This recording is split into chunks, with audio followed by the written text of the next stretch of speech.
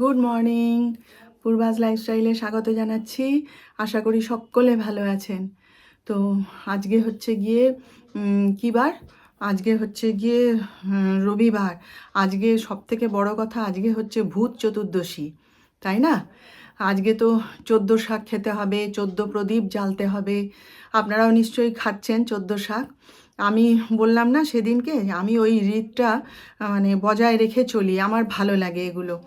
আর সবাই এখন দেখি না টুনি বাল্ব সাজিয়ে দিয়েছে বাড়িতে, আর 14 প্রদীপ টদীপ জ্বালে না। অন্য জায়গায় কী হচ্ছে বলতে পারবো না, আমি আমার জায়গার কথা বলছি, আমার চারিদিকে আমি যা দেখি সেটাই বলছি। তো আমি কিন্তু ওই রীতটা বজায় রেখেছি এবং আমার হাজব্যান্ডও খুব পছন্দ করে। ও পিছন পিছন ঘুরতে থাকে, তুমি 14 প্রদীপ জ্বালবে না, 14 প্রদীপ জ্বালবে না, ঘুরতে থাকে।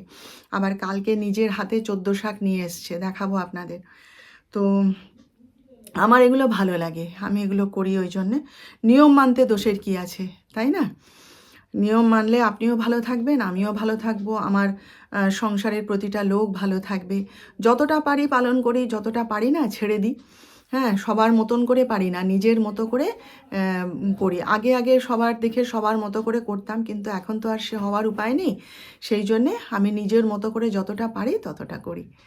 তো যাই হোক, পুজো হয়ে গেছে, পুজো করে উঠলাম। আপনাদের একটা জিনিস দেখাবো, দাঁড়ান। তো যাই হোক, সকালবেলায় ডাক্তার সাহেব বেরিয়ে চলে গেছে। তার আর ভূত চতুর্দশী কি আর কি, তার কাজ, তার সব কিছু। সে সকালবেলায় জলখাবার খেয়ে বেরিয়ে গেছে, বলে গেছে আমার জন্যে রান্না করো না। তো যাই হোক, তাহলে আমার আর আমার ছেলের জন্য রান্না করব। তো জলখাবার এখনও খাওয়া হয়নি, একটু খাই, একটু চা খাই, খেয়ে তারপর কাজ শুরু করব। তো চলুন, আপনারা সঙ্গে থাকুন, দেখতে থাকুন। এখন 11:15 বাজে। আপনাদের একটা জিনিস দেখাই। ওই যে দেখুন, কালকে ধনতেরাস ছিল, তো ওই যে দেখুন শ্রীযন্ত্র কিনেছি, কালকে শ্রীযন্ত্র প্রতিষ্ঠা করেছি। ওই যে আমার অনেক বলতে পারেন অনেক দিনের ইচ্ছে ছিল যে আমি একটা শ্রীযন্ত্র প্রতিষ্ঠা করব, তারপরে তালে গলে আর হয়ে ওঠেনি। তো এইবারে এই যে এটা কালকে ধনতেরাস, কালকে ওটা প্রতিষ্ঠা করেছি মা লক্ষ্মীর আসনে। যে 14 শাক কালকে বাজার করতে গেছিলেন ডাক্তার সাহেব, গিয়ে নিয়ে এসছে। তো আরও অনেক আছে, আরও এক প্যাকেট ভর্তি, দেখবেন। এই যে দেখুন, এত এনে দিয়েছে। তো অত আর রেঁধে কী করবো, খাবো তো শুধু আমি আর আমার ছেলে, না? তো সেই জন্য এই অল্প একটুই বানাবো, এটাই অনেক হয়ে যাবে। তো যাই হোক, এটাকে বাছতে হবে, বাজার থেকে কিনে আনা তো। এতে কি কি শাক আছে আমি সব চিনিও না, এটা যে কি শাকের পাতা বলতে পারছি না, এটা ফেলে দেবো। আর এই যে কি মৌটুনি শাক, তারপরে এটা তো কলমি শাক, তারপরে এইটা হচ্ছে লাল শাক, আর কি শাক আছে বলতে পারছি না। এই যে বাড়িতে নিজেরা বানালে হয়, কিন্তু সে এখন কোথায় পাবো, সেই জন্য বাজার থেকে নিয়ে এসেই খাওয়া হয়। তো এটাকে বাছতে হবে, দেখি। এইটুকু বের করে রাখলাম, আর বাকিটা থাক, কালকে ডাক্তার সাহেব যদি ঘরে থাকে তখন কালকে আবার বানিয়ে দেবো। তার আগে আমি এখন আগে ভাতটা বসিয়ে নিই, জানেন, তারপরে এগুলোকে বাছবো। মুগ ডালটাকে না একটুখানি ভেজে রাখতে ভুলে গেছি, জানেন, শুকনো খোলা ভেজে রেখে দিলে কি হয়, পোকা লাগবে না। আর তারপরে আরও একটা কারণ হচ্ছে, যখন রান্না করছি ধরুন, তখন হাতে সময় নেই ঝপ করে, তখন আর মুগ ডাল ভেজে তারপরে করা, তখন আর সময় থাকে না, তখন ওই কাঁচা মুগ ডালেই রান্না করতে হয়, জানেন। তা দেখছি এই যে ভেজে রাখতে ভুলে গেছিলাম, তো দেখছি এই যে পোকা লেগে গেছে, দেখছেন, এই যে পোকা ধরে গেছে। আর এ মাসে যেটা এনেছে সেটা তোলা আছে, এটা আগের ছিল, ওই জন্য অল্প একটু আছে। আমি বলি একবারে যখন মুগ ডাল বানাবো, ভাজতেই হবে, তখন একদম ভেজেই রেখে দিই। তো এবার এই যে 14 শাকটা বানাবো, ভালো করে বেছে কেটে ধুয়ে নিয়েছি। আমি শাক সবসময় এই ঝাড়িটার মধ্যে ধুই, জানেন। অনেকে দেখি বালতিতে ধোয়, কিন্তু আমার সুবিধা হয় না, আমার এর মধ্যে মানে ভালো করে ধুতেই সুবিধা হয়। তো এই যে ধুয়ে জল ঝরানোর জন্য রেখে দিয়েছি।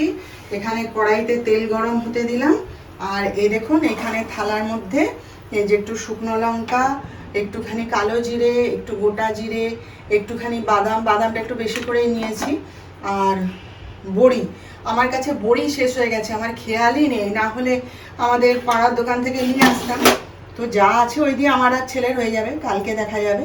আর এই যে একটু লবঙ্গ এলাচ নিয়েছি, আর নুন হলুদ তো আছেই। তো তেলটা গরম হোক, তারপরে রান্নাটা শুরু করব।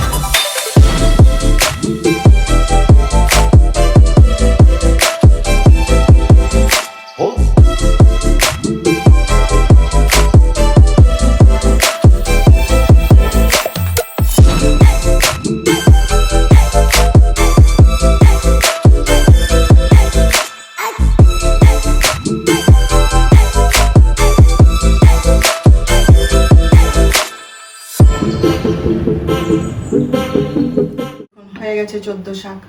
কেমন হয়েছে খেতে জানি না, দেখে তো মনে হচ্ছে ভালোই হবে। আর এতে একটু চিনি দিলে হতো, অনেকেই দেয় চিনি, কিন্তু আমার ঘরে তো চিনি চলে না, আমার ঘরে কেউ খায় না। আমি বলে নয়, আমার ঘরে কেউ চিনি দিয়ে কোনো তরকারি পছন্দই করে না, সেই জন্য চিনি দিইনি।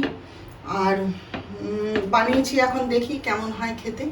আমাদের পুজোর প্যান্ডেলে জানেন, আমাদের ক্লাবে আর কি বার দিন মনে নেই, একটা কি অষ্টমী না সপ্তমীতে শাকের তরকারি করেছিল, আমি নিয়ে এসেছিলাম বাড়িতে জানেন।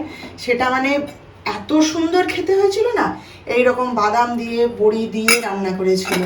কি শাক আমি তাও বলতে পারবো না, খেয়ে বুঝতে পারিনি, কিন্তু আমি বেছে বেছে শাক, বড়ি, বাদাম ওগুলো না খেয়েছিলাম। ভীষণ ভালো হয়েছিল খেতে, ভীষণ ভালো। হঠাৎ করে কীরকম ঝড় শুরু হয়ে গেল, ঝড় বৃষ্টি দেখছেন। এখন বাজে 4:30। ওই দেখুন কি অবস্থা, বৃষ্টি করে দিয়েছে চারিদিকটা, দেখুন একবার। আর বৃষ্টিও নামলো, ওই দেখুন।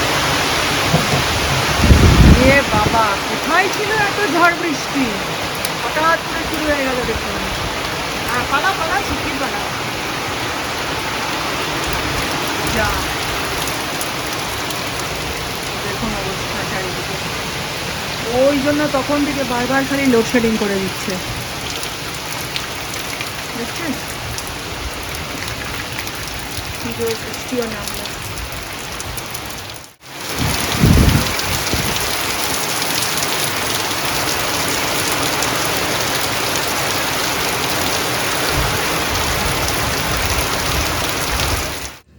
ভূত চতুর্দশীতে আমরা বাড়ির চারদিকে 14 প্রদীপ জ্বালাই, তাই তো?